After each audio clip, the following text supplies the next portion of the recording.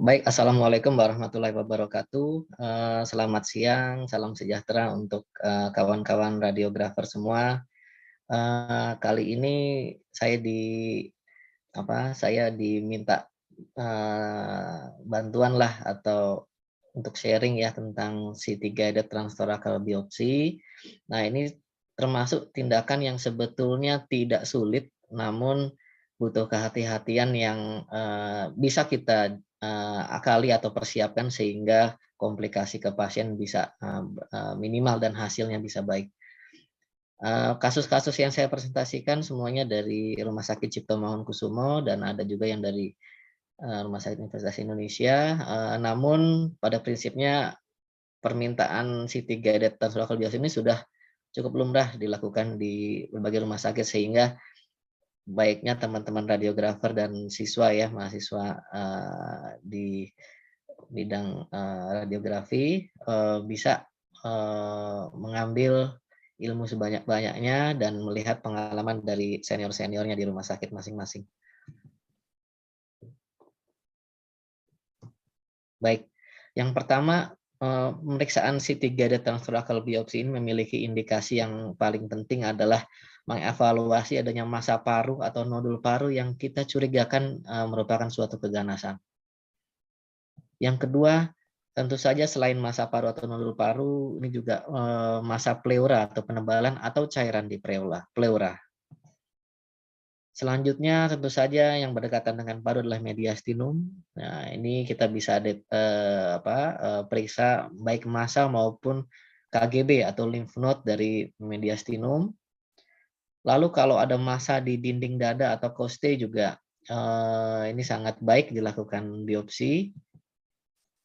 Lalu keperluan untuk nodul paru untuk keperluan staging. Nah, pada pasien-pasien yang sudah terdiagnosis keganasan sebelumnya. Jadi kita bukan menentukan apakah si nodul itu tumor atau bukan.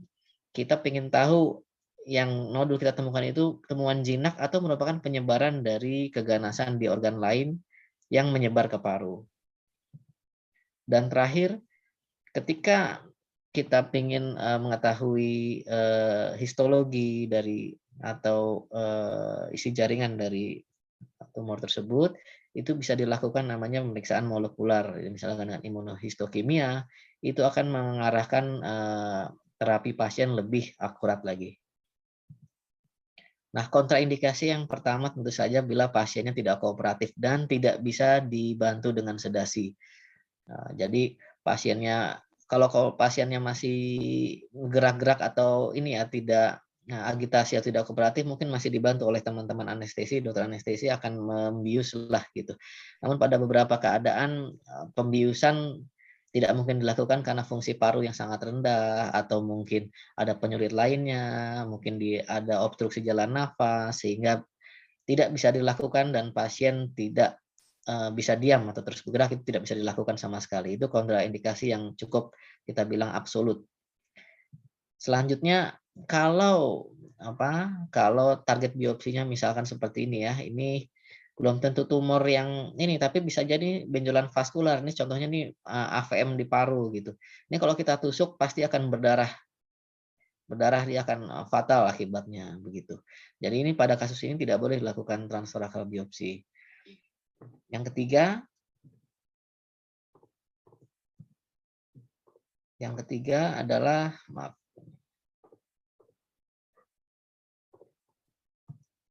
adalah kalau adanya bule besar atau emfisem. Ini kalau kita tusuk bisa langsung langsung pneumotoraks. Ini kalau kita tusuk sini langsung bisa jadi pneumotoraks. Dan yang terakhir, kalau kita menemukan pasien dengan kelainan darah yang misalkan dengan trombosit yang sangat rendah, itu akan bisa menimbulkan bleeding yang tidak berhenti ya, atau misalkan faktor koagulasi yang sangat kurang baik pada pasien. Oke, nah sekarang kita membedakan antara fine needle aspiration biopsi atau kalau dalam bahasa Indonesianya kita sebut biopsi aspirasi jarum halus. Nah, yang kedua adalah core needle biopsy atau core biopsi. Nah, apa bedanya? Nah, kalau misalkan fine needle aspiration biopsi atau FNAB atau namanya biopsi aspirasi jarum halus, ada kata-kata halusnya gitu ya. Itu yang diambil hanya aspirat seluler. Jadi hanya sel-sel saja. Jadi seperti sel dikerok gitu.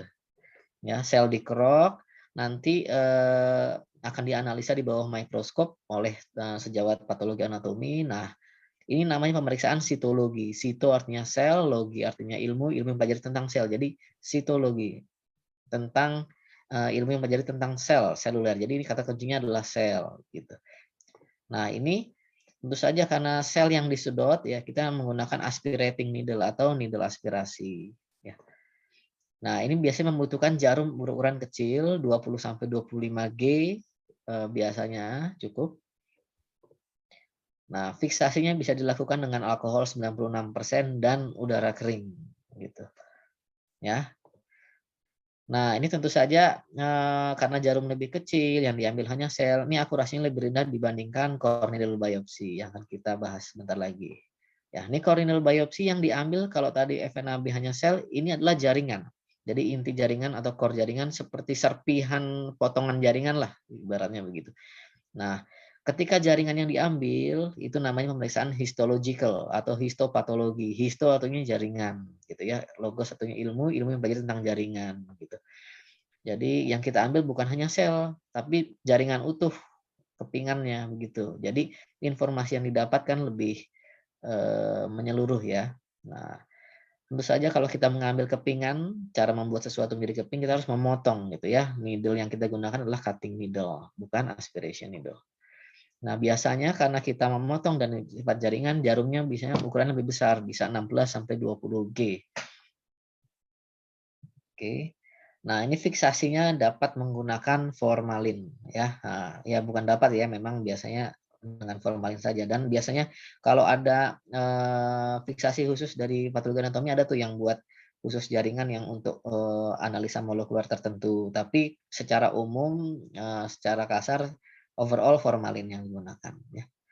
Nah, tentu saja kan yang diambil adalah kepingan jaringan, maka memiliki akurasi yang lebih tinggi dibandingkan FNAB. Jadi ketika suatu sampel biopsi transtorakal ini kita bisa lakukan core, kenapa harus FNAB gitu?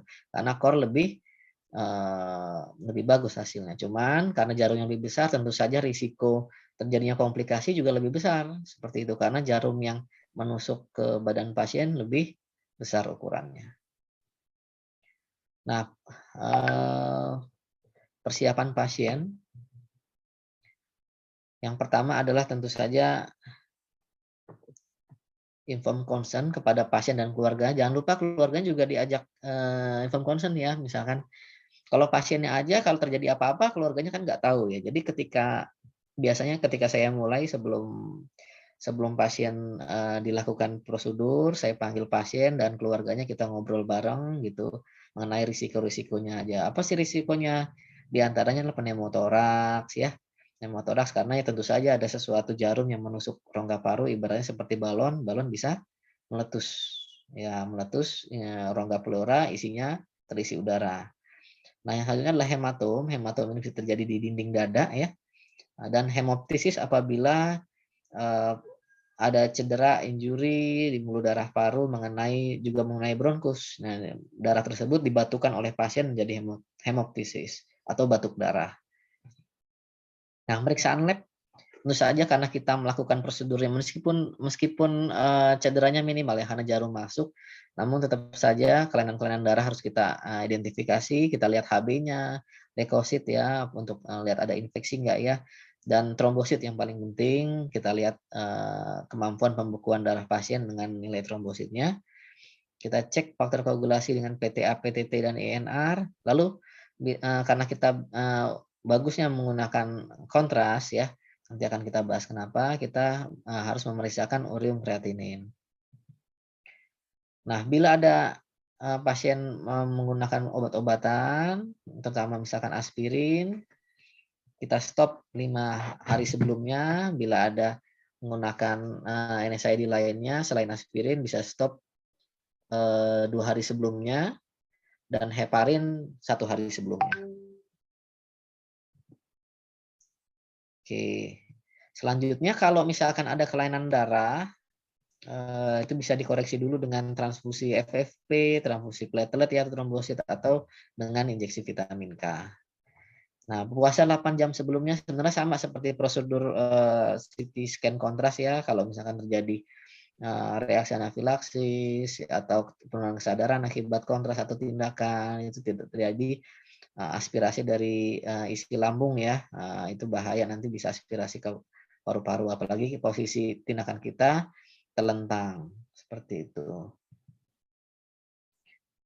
Nah, kalau misalkan punya data CT scan sebelumnya lebih bagus lagi ya. Kita lihat di kanan nih, ini CT scan-nya belum saat biopsi, namun pasien sudah menjalani CT scan toraks sebelumnya. Kita bisa perkirakan nih jarak dari dinding dada kulit ke massa ya. Ini bisa kita ukur, kita bisa menghindari tulang costing-nya bisa kita hindari ya, kita bisa bikin planning lah seperti itu. Menggunakan jarum yang ukuran berapa, positioning pasiennya nanti seperti apa begitu.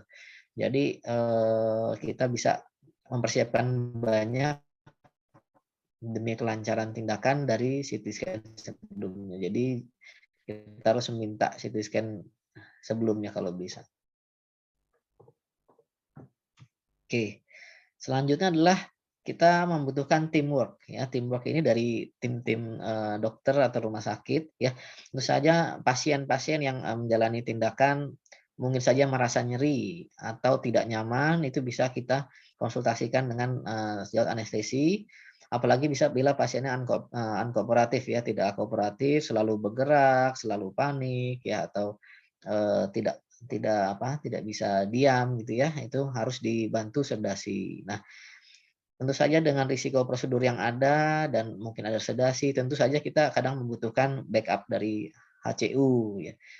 Karena pasien pasien yang dilakukan biopsi ini kan ada sesuatu di rongga toraksnya.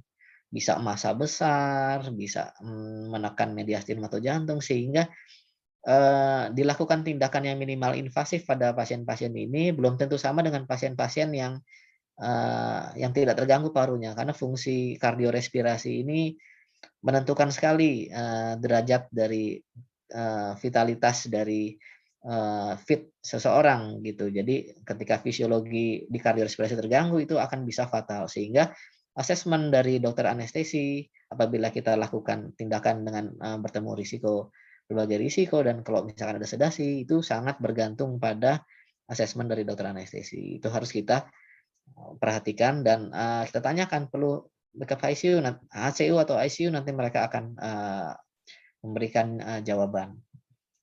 Selanjutnya kita konsultasi juga dengan dokter bedah atau dokter parunya. Dok, kebetulan kan mereka yang meminta gitu. Kita melakukan biopsi. Kita tanya, dok, mohon maaf ini kan ada risiko pneumotoraks ya. Mohon pendampingan apabila terjadi risiko pneumotoraks akan segera bisa ditindaklanjuti cepat. Jadi ketika kita tindakan, bisa ada perwakilan dari klinisi, dokter bedah atau dokter paru. Ketika ada pneumotoraks, mereka akan bergerak cepat untuk melakukan pemasangan chest tube misalnya atau WSD seperti itu. Kalaupun tidak dilakukan pemasangan WSD, mereka akan bisa memfollow up dengan lebih ketat. Tidak semua pasien membutuhkan yang pneumotoraks membutuhkan WSD atau pemasangan chest tube, tergantung dari simptomnya, tergantung dari asesmennya, bisa saja dilakukan konservatif. Namun keputusan itu bergantung sepenuhnya pada dokter bedah atau dokter paru. Selanjutnya kita juga konsultasi dengan dokter patologi anatomi. Jadi pada kasus-kasus kita melakukan prosedur transtorakal FNAB seperti itu, mereka dokter patologi anatomi bisa melakukan asesmen langsung di lapangan. Namanya disebut rapid on-site examination atau ROSE. Nah, dilihat di bawah mikroskop, yang sampel yang sudah kita ambil itu langsung bisa dicek. Ini sudah bagus atau belum? Sudah cukup belum? Kalau belum cukup, kita akan ambil lagi. Kalau sudah cukup, tindakan akan selesai. Nah, ini sangat penting ya kalau misalkan kita tidak ada pemeriksaan cepat di lapangan, nanti pasien sudah dikontras, sudah di ini bius, sudah di perjuangannya banyak deh. Ternyata pas hasil di PA-nya ternyata hasilnya inkonklusif atau sampel tidak cukup, itu kan sangat merugikan semua orang gitu. Ini komponen yang cukup vital. Namun Bila kalau nanti sediaannya adalah berupa core biopsi itu tidak bisa dicek langsung di lapangan, itu harus potong harus di lab. Jadi memang kalau yang bisa rapid onsite biasanya yang FNAB, seperti itu.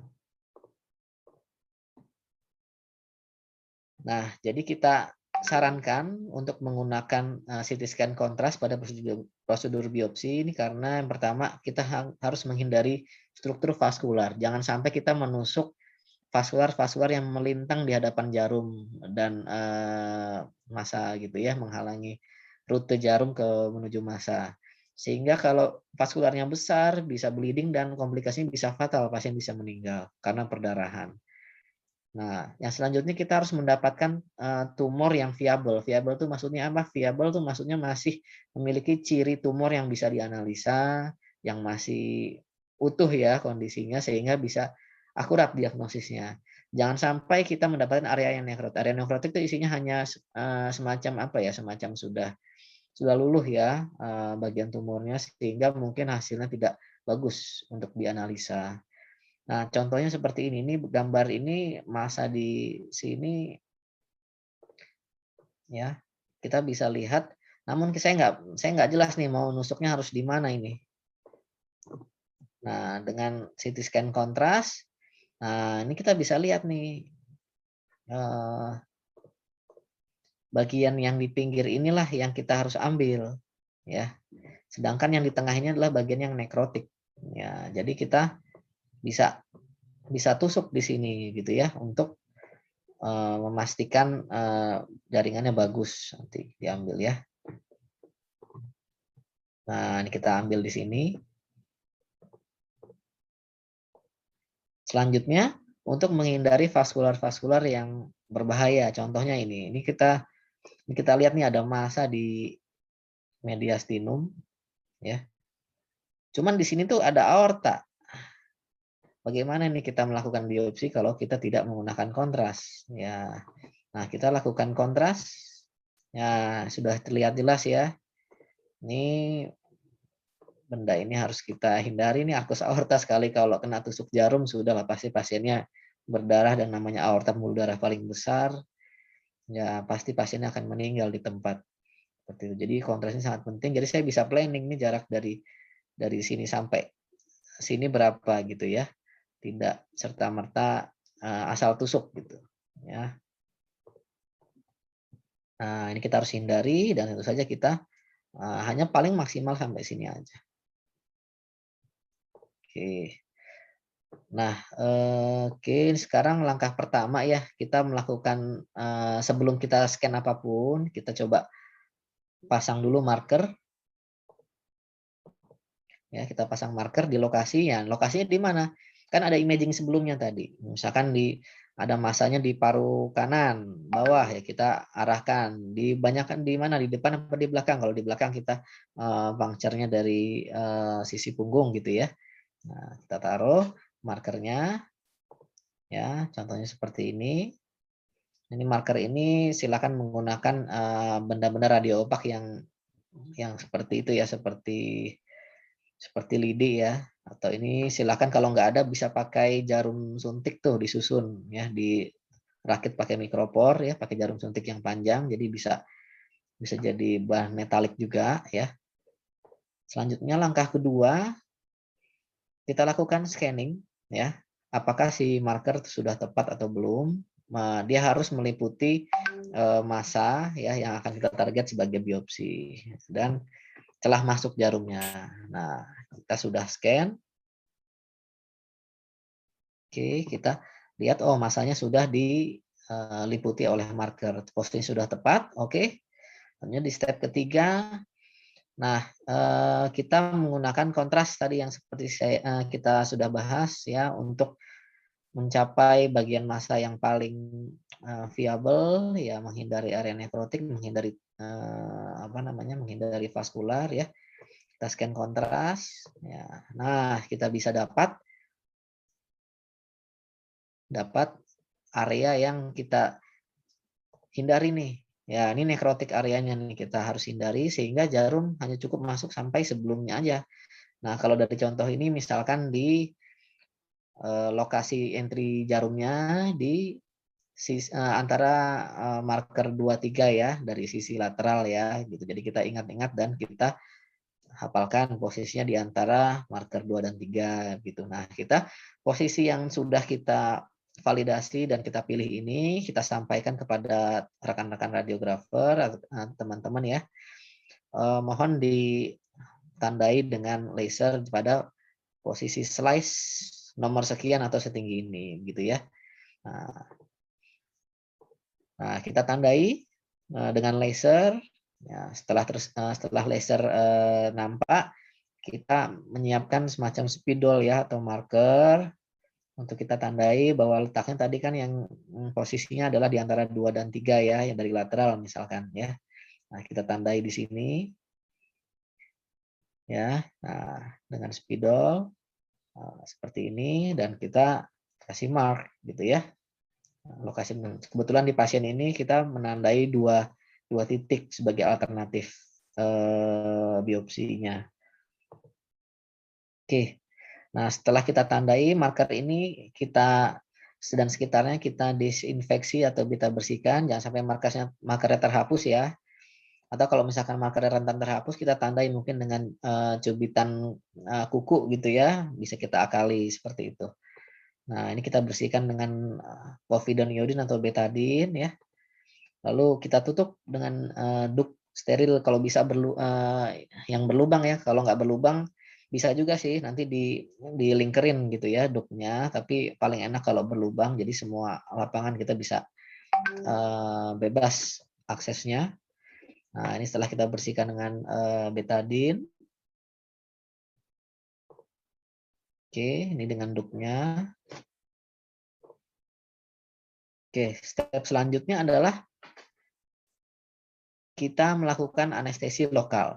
Jadi dalam prosedur TTB ini kalau pasien kooperatif sebetulnya cukup dengan anestesi lokal. Dokter anestesi hanya melakukan pendampingan. Apa maksudnya pendampingan? Kalau misalkan pasien ternyata merasa sangat nyeri atau ternyata di lapangan yang tadinya pasiennya kooperatif pada saat kita analisis ternyata pada saat di gantry pasien berubah gitu ya perilakunya jadi mungkin panik gitu ya jadi nervous gitu ya mungkin itu baru dilakukan sedasi. Namun pada beberapa kasus kita tidak perlu sedasi, hanya perlu anestesi lokal yang baik. Nah, dengan lidocaine biasanya 6 sampai 10 cc itu cukup untuk menganestesi dari kulit hingga dinding dada di daerah puncture ya. Ini kita anestesi dulu ya. Nah, setelah anestesi sudah kita infiltrasi sebanyak 6 sampai 10 cc, kita lakukan testing apakah jarum yang tersebut kita masukkan sebagai entry tadi sudah tepat dan arahnya mengarah ke tumor. Jadi kita tinggalkan saja jarum anestesinya, lalu kita scan sedikit. Nah, scannya tidak usah banyak-banyak, hanya beberapa slice ke atas, beberapa slice ke bawah dari jarum anestesi tersebut, untuk supaya dosis radiasinya juga nggak tinggi, untuk memastikan posisinya sesuai target.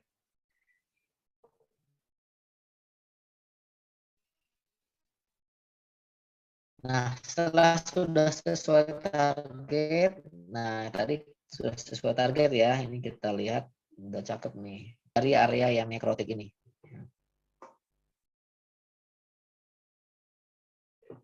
Halo, suara saya masih terdengar?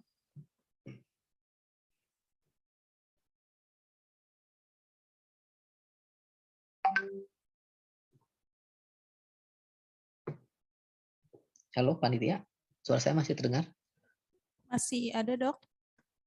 Oke, maaf soalnya di sini tulisannya network unstable. Oke, saya lanjutkan ya. Oke, siap, Dok. Oke.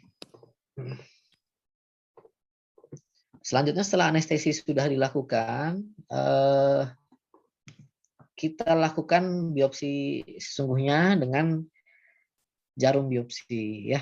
Nah, jadi kita lakukan setelah kita menunggu anestesinya ya tunggu sekitar 1-2 menit juga sudah cukup. 1-2 atau 3 menit ya tergantung dari itu, coba tes sedikit, kita cubit pasiennya berasa apa enggak gitu ya. Nah, kita lihat, kita tusuk mencapai target. Nah, sudah mencapai target, udah cakep. Nah, ya kita bisa lakukan firing atau trigger dari biopsi gunnya seperti itu ya. Oke. Nah, sekarang kalau kita melakukan core biopsi, nah core biopsi ini jarumnya menggunakan biopsi gun. Nanti saya akan kasih lihat beberapa contohnya ya. Nah, ini ketika sudah dapat sampelnya, kita taruh dalam lapisan larutan formalin ya. Nah, setelah itu pot pasien kita berikan label nama, jangan sampai tertukar. Ya, ini kita keluarkan sampelnya. Nah, ini contoh ya, contoh hasil jaringan biopsinya.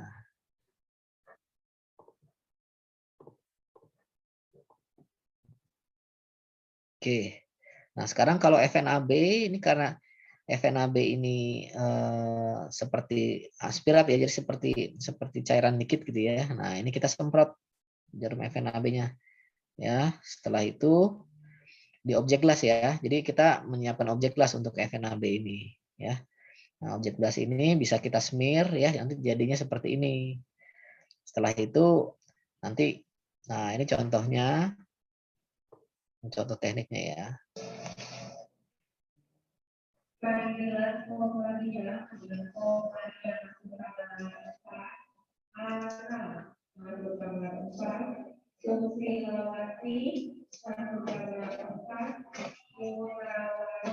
Ya, jadi ini setelah ini ya, setelah disuntikan, di-smear ya, lalu dimasukkan ke dalam alkohol 96%. Itu ya.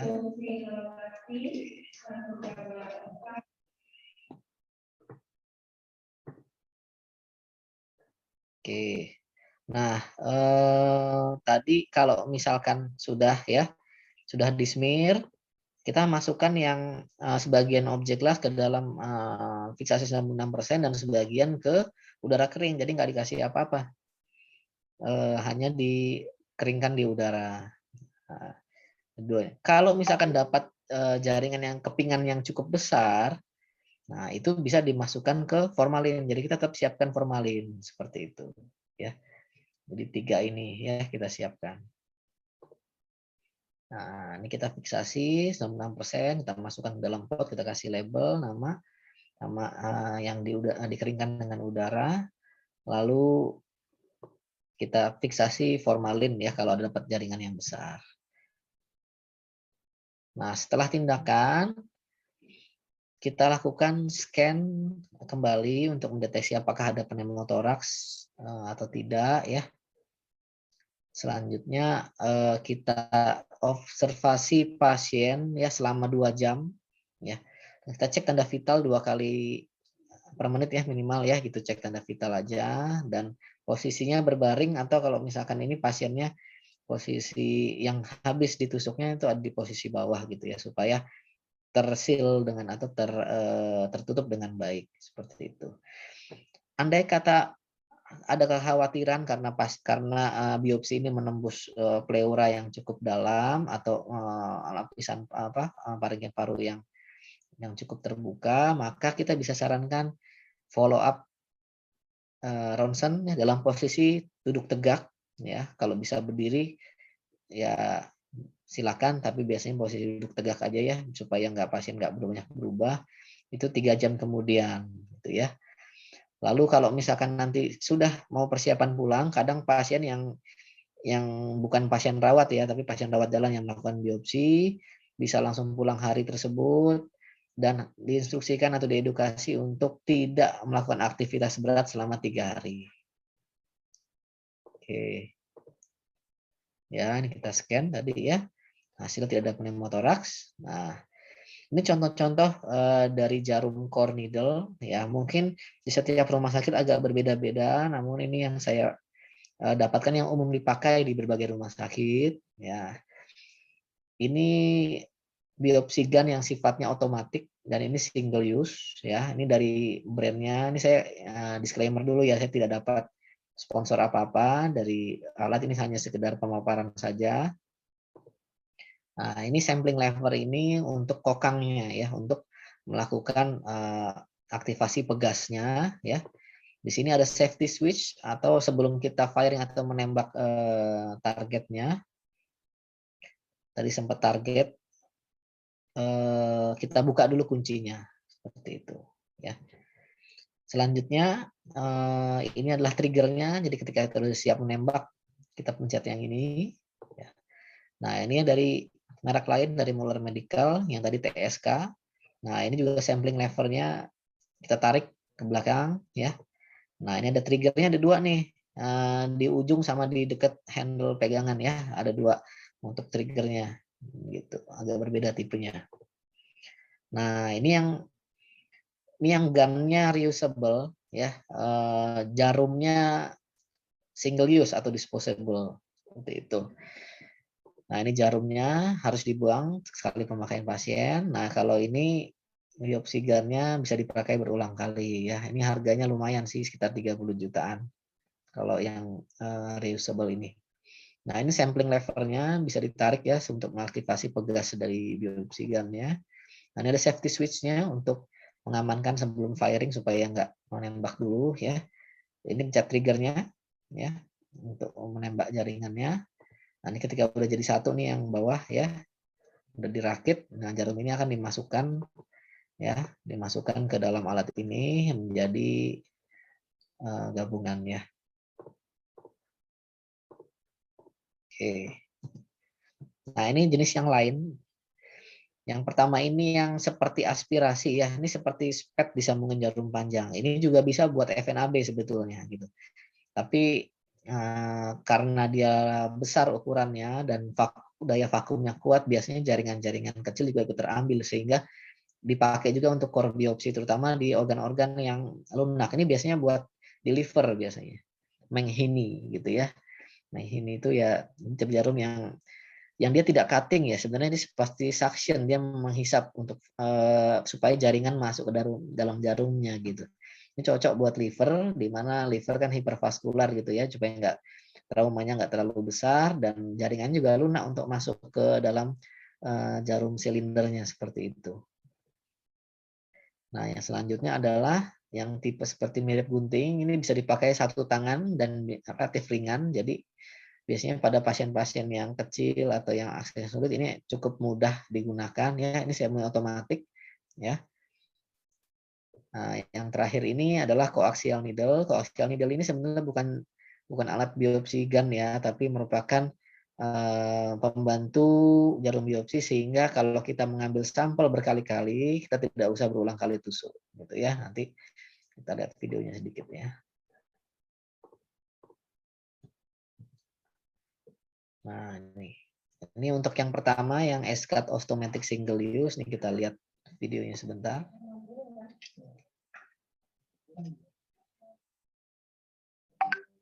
Nah, ini jarum ya.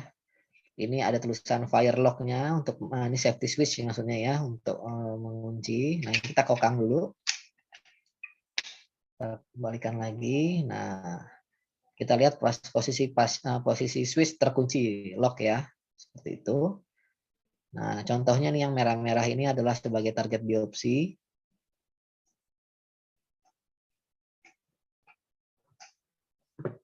Kita masukkan. Nah, sebelum kita pencet trigger, kita aktifkan dulu firing positionnya, jadi safety switch-nya kita rubah.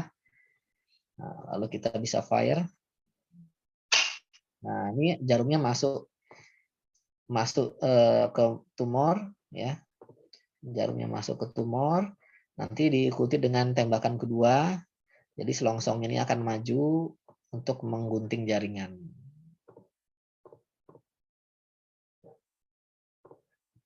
Ini kita lanjutkan.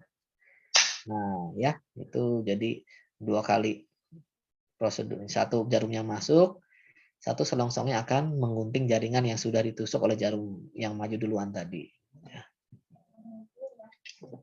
Nah, ini yang kedua, ini mirip ya, tapi ini dari merek yang berbeda, ini Moeller. Nah, ini punya 2 trigger ya, jadi satu di dekat pegangan, satu di ujung. Nah, ini levernya atau kokangnya bentuknya ditarik ya. Seperti itu. Ini lihat jarumnya keluar dulu ya.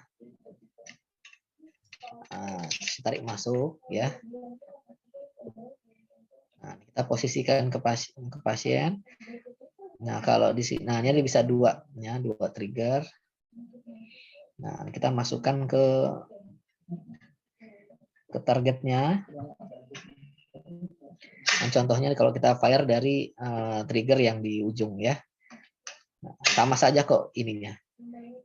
Mau trigger di ujung atau di pegangan itu semua sama hasilnya, cuman lebih memudahkan operator yang mana tinggal pilih.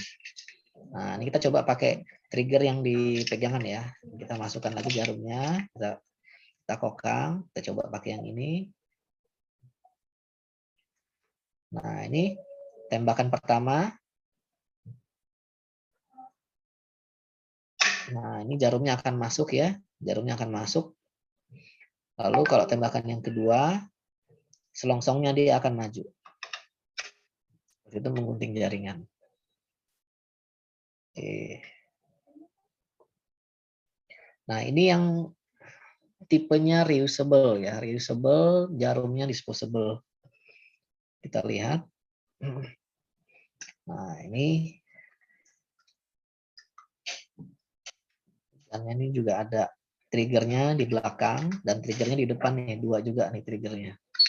Nah, ini kita buka isinya seperti ini nih, pegasnya nih untuk melakukan biopsi. Ini jarumnya kita ambil, kita masukkan ke dalam alat gun. Kita tutup ya.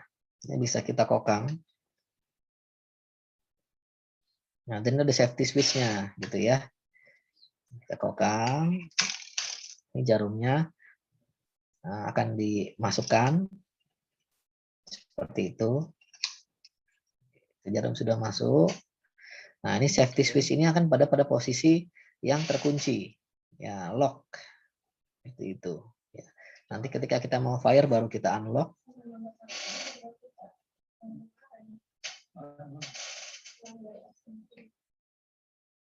Oke, kita posisikan di dekat massa. Oke, nah ini posisi locknya ini kita buka ke unlock ya, karena kita mau menembak sebentar lagi. Nah, kita tembak yang kita contohnya pada yang di ujung dulu deh ya. Nah, kita tembak. Nah, sekarang kita coba yang pakai trigger yang di ujung. Ya.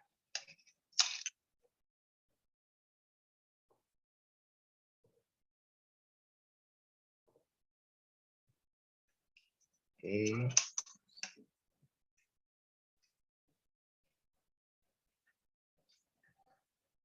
Nah, kita posisikan lagi. Kita buka unlock-nya. Kita tembak.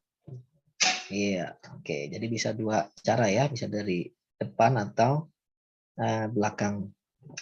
Nah, ini jarum yang ini ya, atau seperti aspiration tapi dengan vakum yang kuat. Ya, ini Surecut kalau yang mereknya nih, TSK Surecut jenisnya. Kalau tadi S-Cut yang TSK yang pertama tuh yang putih ya. Kita lihat caranya. Sebenarnya simpel saja, ini seperti kita menyedot vakum seperti itu. Ya, ini jarumnya. Ini kalau ditarik jarumnya akan bisa masuk ke dalam, jadi lesinya akan ikut tertarik karena kemampuan vakum dari alat ini. Nah, ini bisa terkunci kalau sudah melewati batasnya ya, sehingga tidak tertarik lagi keluar, tidak terdorong lagi keluar gitu.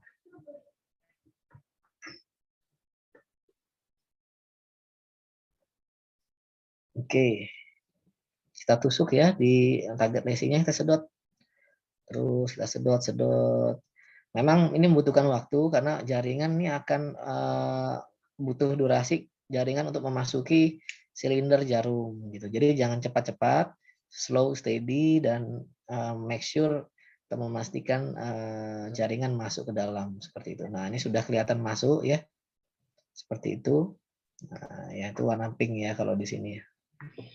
Nah, ini keluarkan lagi nanti untuk difiksasi.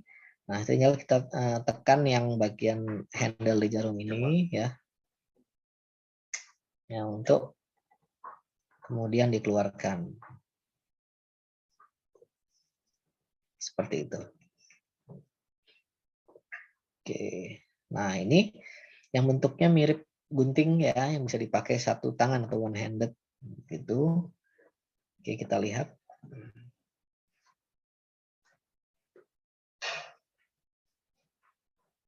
Nah, ini bisa ditarik. Tarik. Nah, kita tarik dulu step pertama ya. Setelah itu ketika nanti sudah berada di dalam target, kita bisa dorong satu jarumnya. Jadi jarumnya akan keluar ya. Sudah keluar jarumnya, kita dorong lagi sedikit, cetek, dia akan menutup. Jadi ketika jarum itu ketika pendorong belakang itu dorong maksimal, dia akan men-trigger dan menutup selongsong dan memotong dari jaringan. Nah, contohnya seperti ini. Kita habis tarik dulu, setelah di dalam masa kita dorong. Nah, ini jarumnya akan maju ya. Nah, kita tekan lagi, dia akan nutup. Seperti itu. Nah, terakhir ini yang koaksial ya. Koaksial ini gunanya bukan untuk memotong, ini bukan gunnya, tapi untuk pembantu supaya ketika kita melakukan biopsi berulang tidak mempuncture berulang kali. Namun yang kita masuki hanyalah lubang dari koaksial needle-nya saja.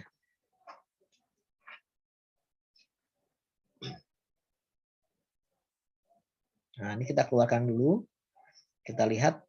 Nah, ini anatominya ada dua nih, jarum yang nusuknya, satu lagi ya koaksial needle-nya ya. Nah, kita contoh kita puncture di target masanya ya. Ini bisa kita tarik ya, seperti masang infus lah gitu ya. Siletnya bisa kita tarik. Nah, ini kita masukkan jarum biopsi kalau udah sesuai target ya.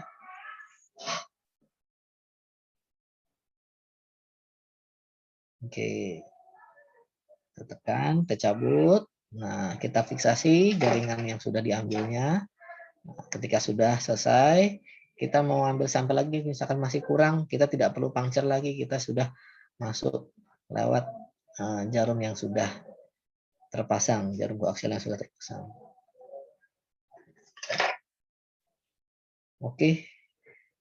Selanjutnya, nah ini contoh beberapa kasus dari Rumah Sakit Cipto yang sudah ya beberapa contoh aja ya sebagai ini bayangan. Ini misalkan perempuan nih 42 tahun ya, ada massa di mediastinum.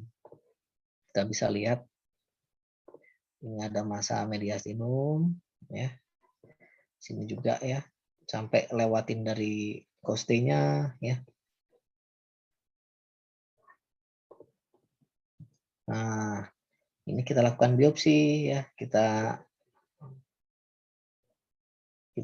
lakukan pemasangan marker dan kita biopsi, tidak usah dalam-dalam karena kebetulan masanya tidak mencapai sudah mencapai dari dinding dada, jadi lebih memudahkan dan lebih aman seperti itu. Kita masukkan jaringannya ya ke dalam formalin. Nah, ternyata dari hasil PA kita dapatkan ini suatu limfoma malignan ya, dan setelah dilakukan pemeriksaan molekular atau immunohistochemistry didapatkan primary mediastinal large B-cell lymphoma. Kasus selanjutnya, ini anak-anak usia 1 tahun dengan massa mediastinum dan paru. Kita lakukan biopsi ya.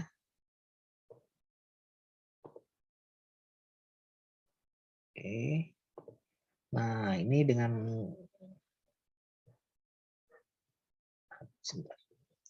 ini kita lakukan biopsi pada massa ya. Nah, ini juga nih yang pertama, yang gambar pertama ini marker, yang kedua adalah jarum anestesi yang kita tinggal untuk kita pastikan posisi dan arahnya. Untuk gambar yang ketiga ini baru kita melakukan biopsi dengan GAN pada masa. Nah, kita dapatkan dari hasil biopsi, kita bisa lihat ternyata ini jinak. Nah, ini merupakan inflamasi kronik granulomatosa atau TB, dan pasien ini akhirnya ditreat dengan OAT atau obat antituberkulosis. Ya, gitu. Jadi ini bukan suatu yang ganas, tapi suatu kelainan infeksi atau kelainan jinak.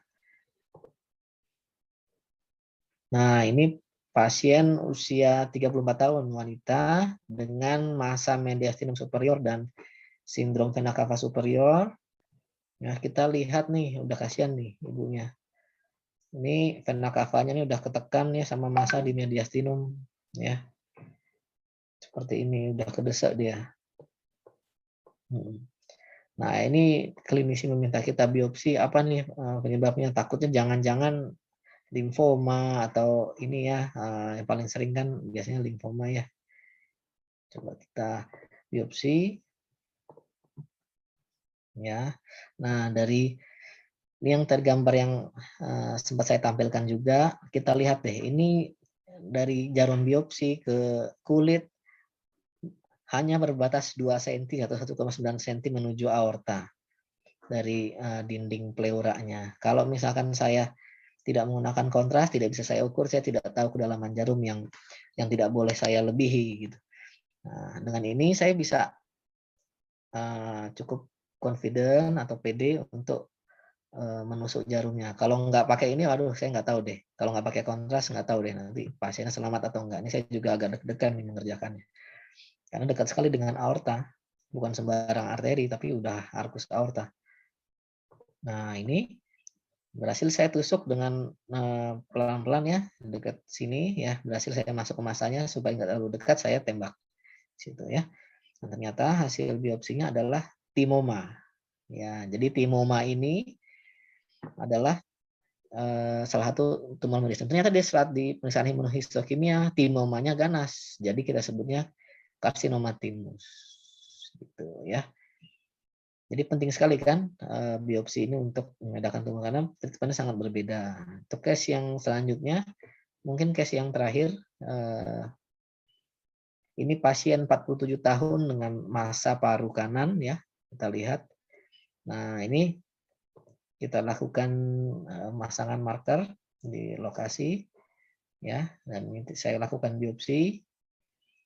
Dan ini hasilnya adalah masuk tumor yang sangat jarang nih ya, karsinoma neuroendokrin. Jadi artinya di paru tuh ketika kita melihat suatu lesi di paru, tidak hanya itu kepunyaan paru, punya macam-macam tumor itu bisa mendarat di paru karena paru termasuk organ yang memiliki vaskularisasi yang tinggi. Jadi ketika tumor menyebar, paru adalah tempat favorit untuk kongko-kongko gitu, untuk berpijak gitu ya. Kalau kita kan bosan dikit kan kita lari ke mall ya. Kanker juga bosan dikit lari ke paru. Nah, ini termasuk jenis karsinoma neuroendokrin atau pluridifferentiated carcinoma. Baik, saya rasa itu saja Mbak Nisrina, itu contoh-contoh kasusnya dan prosedur tindakannya. Nanti kalau misalkan ada yang kurang, jelas bisa ditanyakan di sesi tanya jawab. Terima kasih. Assalamualaikum warahmatullahi wabarakatuh.